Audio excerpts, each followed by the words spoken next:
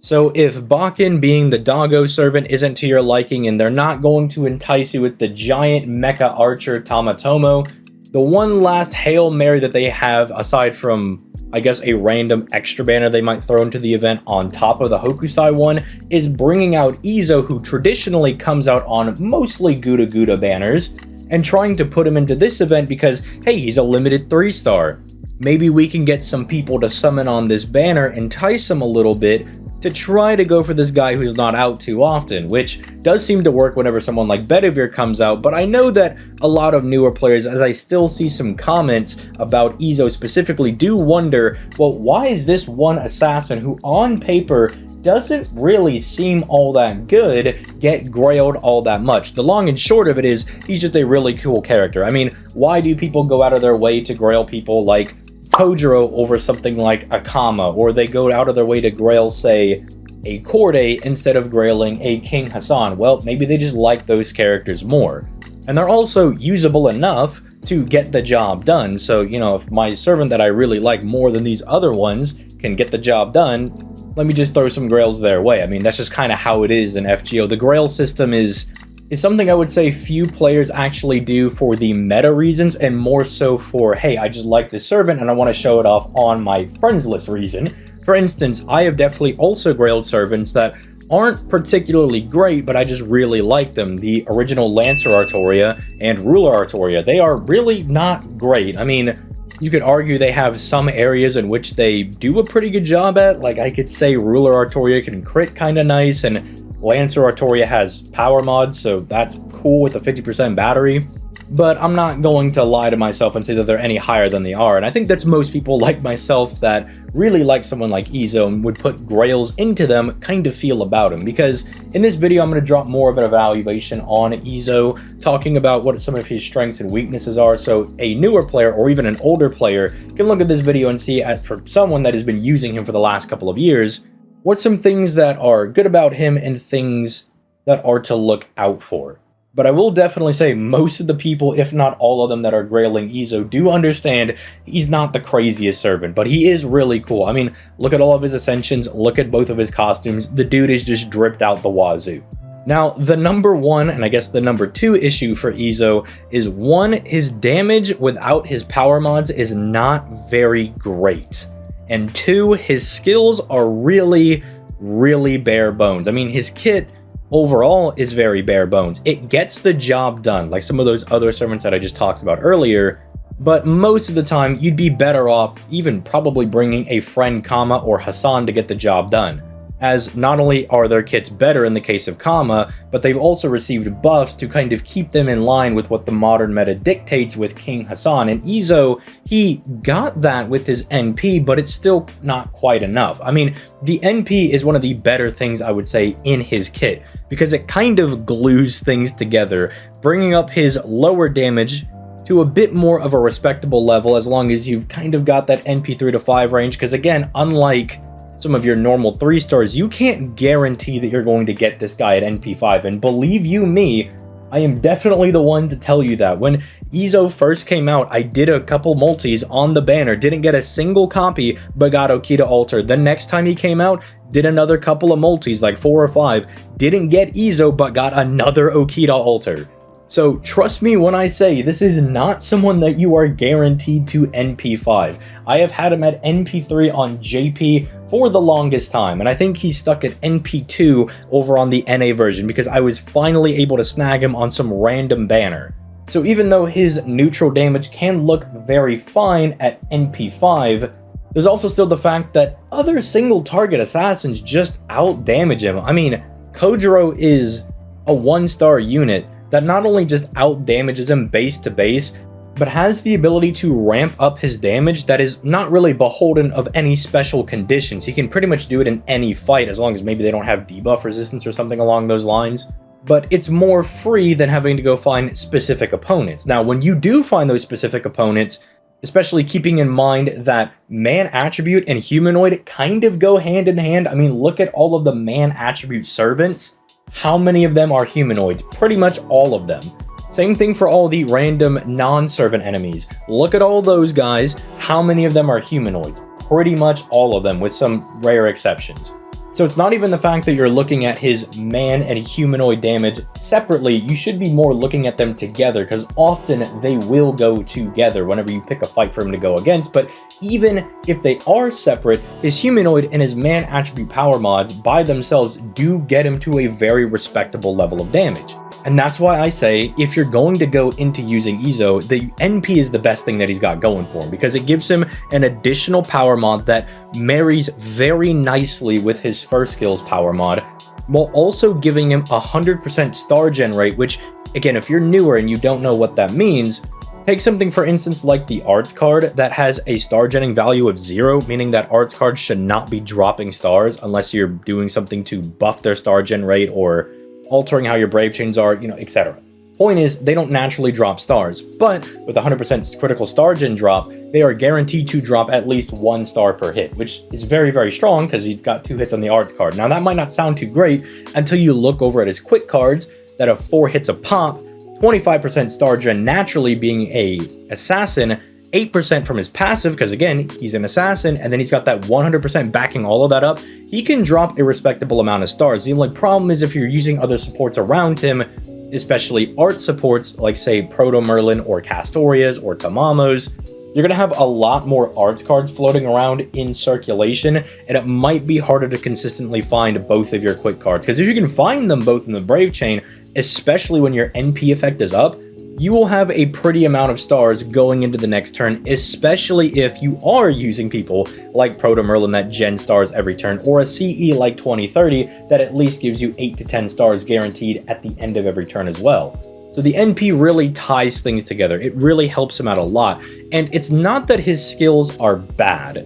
It's just, if you look at them, they are definitely lacking in effects, because the first skill I think is fine. Getting a 100% power mod against humanoid enemies and 30% crit damage, sure, that's fine on a 5-turn cooldown. The only issue is that they're only up for 1 turn. If they go back and retroactively buff this skill to make them both 3 turns, it will help him out a lot. Because one thing that I think a lot of newer players might do is they might look at, say, something like the damage chart and see, oh, this servant is doing a lot of damage, I'm just gonna bring this guy. But then in practicality, if there's someone like Izo where they only have the 1-turn buff, you'll notice over the course of, say, a 3, 5, 7-turn battle, whatever how long you're in there, that there is damage drop-offs. If you actually were to, say, record the damage you're doing, you'll notice that you have 1 really good turn, and then it plummets for a little bit, and then whenever your skills come back up, you really rise up. But there are other servants, and it's just because Izo came out a long time ago. Funny enough,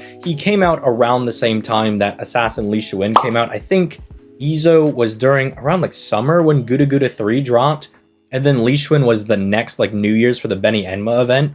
And he kind of has the same problem where I think he can hit like a megaton hammer, but then his damage does drop off a bit. And it's just, unfortunately, they're a product of their time when they released, when it wasn't as big of a deal if you had a little bit of drop off because fights weren't as hard. But now you really do want to have your buffs up for 3 turns and be able to pump out good consistent damage so you don't get pushed out of the fight by the bosses, right? Because if you're not doing enough damage, the boss is going to beat you before you can beat them. You don't have time to be stalling. And so that's why I say, if they do come back and they buff this first skill, just make it 3 turns, it would benefit him a lot. Because again, you look at that humanoid and that man attribute power mod working in tandem, and they are very good for one another.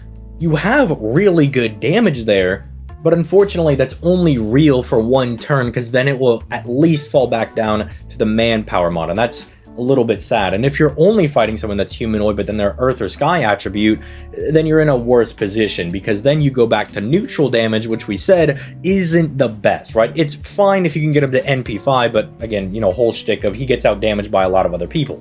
Now, as an aside, something I would also like them to put on the 3rd skill on top of having 3-turn buffs on there would also maybe be like a 20 or 30 star bomb, for the exact reason I mentioned earlier, that sometimes it can be very hard to find both of his quick cards, especially since he is an arts unit and a lot of the art supports are going to have triple arts cards. They might get drowned out and separated from each other, so that at least gives him a guaranteed path to stars.